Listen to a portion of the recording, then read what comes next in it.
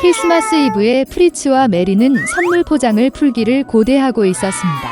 갑자기 문을 두드리는 소리가 났다. 그의 손에 많은 선물을 들고 있는 것은 그들의 삼촌이었다. 아이들은 그를 만나 매우 기뻤습니다. 그런 다음 그들은 선물 포장을 풀기 시작했습니다. 메리는 멋진 인형, 장난감 접시, 아름다운 실크 드레스를 받았습니다. 프리츠는 또한 그가 원하는 것을 얻었습니다. 웅장한 말과 쥐의 왕 메리는 나무 아래에 군인이 있음을 알아차렸습니다. 딱딱한 견과류를 깔끔하게 부수도록 설계된 호두까기 인형이었습니다. 그 소녀는 그것을 정말 좋아했습니다. 그러나 프리츠는 그것이 그의 선물이라고 말했고 그의 여동생에게서 그것을 가져가려고 했습니다. 아이들은 호두까기 인형을 뻗어 팔을 찢었습니다. 깨진 장난감은 소년에게 불필요하게 되었습니다. 메리는 매우 화가 나서 눈물을 흘렸습니다. 하지만 삼촌은 병사를 고칠 수 있었습니다. 소년은 기뻐서 부드럽게 안아주었습니다. 하루가 너무 바빠서 곧 지쳐서 나무 아래에서 잠이 들었습니다. 잠자는 동안 메리는 이상한 소리를 들었습니다. 마우스 소란과 같았습니다. 소년은 눈을 떴다. 집 안에 있는 물건들은 그보다 훨씬 더 커 보였습니다. 그리고 그녀가 잠들었던 나무는 절대적으로 거대해졌습니다. 메리는 증가한 것은 물체가 아니라 감소했다는 것을 깨달았습니다. 갑자기 그의 군대와 함께 마우스 왕이 놀란 소녀의 눈앞에 나타났습니다. 메리는 무서워서 도망치고 싶었습니다. 그러나 거대한 쥐가 그녀를 막았습니다. 그리고 기적이 일어났습니다. 호두까기 인형은 발로 뛰어올라 소녀를 붙잡았습니다. 그들은 즉시 나무를 책장으로 올라갔고 그 나무를 따라 프리츠의 장난감에 도착했습니다. 주석 병사들의 전체 컬렉션이 있었습니다. 호두까기 인형이 도움을 요청했습니다.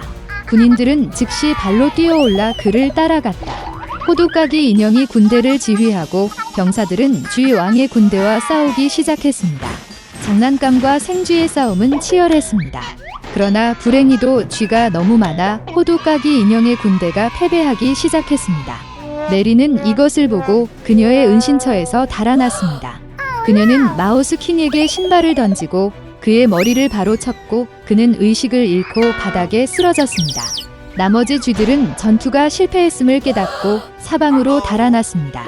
메리는 호두까기 인형에게 달려갔지만 생쥐왕이 심하게 다쳐 의식을 잃고 누워 있었습니다. 소녀는 자신이 죽었다고 생각하고 몹시 울기 시작했습니다. 그리고 갑자기 메리 뒤에 아름다운 요정이 나타났습니다. 그녀는 소녀를 돕기로 결정했습니다. 지팡이를 흔들면서 그녀는 호두까기 인형을 되살렸습니다. 두 번째 지팡이를 흔들자 요정은 군인을 멋진 왕자로 변신시켰다. 메리와 호두까기 인형은 사랑스러운 눈빛으로 서로를 바라보다가 눈을 뗄 수가 없었습니다.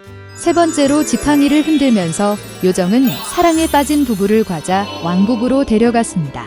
그곳의 나무는 사탕으로 만들어졌고 꽃은 마멀레이드로 만들어졌습니다. 멋진 장소였습니다. 메리는 기쁨으로 잠시 눈을 감았습니다. 그리고 갑자기 그녀의 이름을 부르는 어머니의 목소리가 들렸습니다.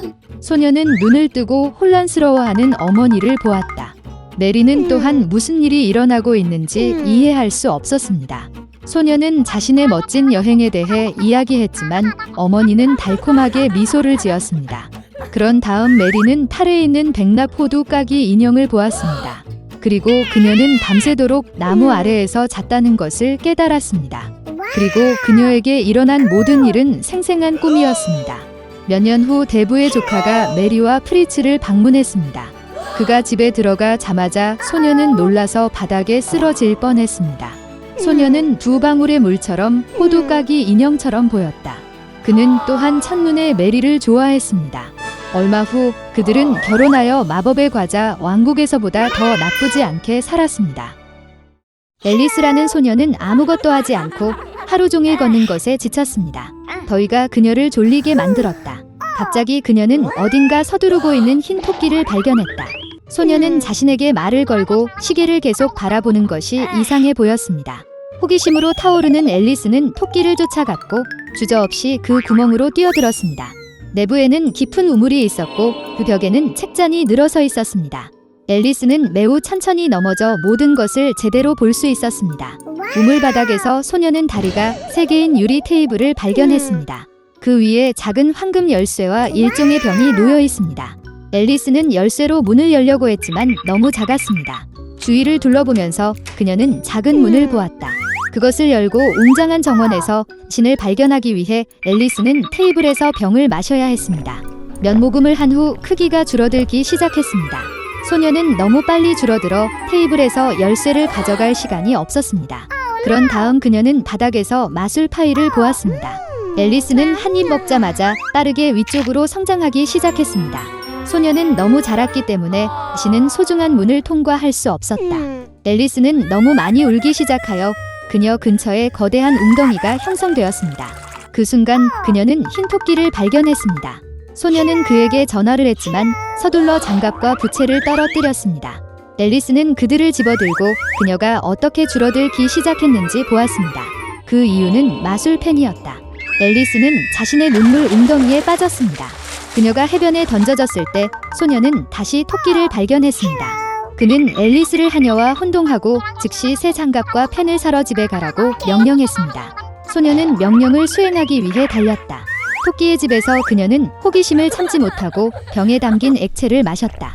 이로 인해 앨리스는 엄청난 비율로 성장하여 집 전체를 빠르게 채웠습니다. 그녀는 파이 덕분에 수축할 수 있었습니다. 이전 치수를 되찾은 소녀는 달아났습니다. 곧 그녀는 커다란 파란 애벌레가 앉아있는 거대한 버섯을 보았습니다. 앨리스는 키의 지속적인 변화에 대해 그녀에게 불평했습니다. 애벌레는 소녀에게 버섯 한 조각을 먹으라고 조언했습니다. 앨리스는 조금 먹었고 마침내 정상 키로 돌아왔습니다. 그리고 그녀는 계속되었습니다. 갑자기 앨리스는 집을 보았습니다. 안으로 들어가서 소녀는 부엌에 있었고 그녀는 그녀의 팔에 오는 아기를 안고 공작 부인을 보았다.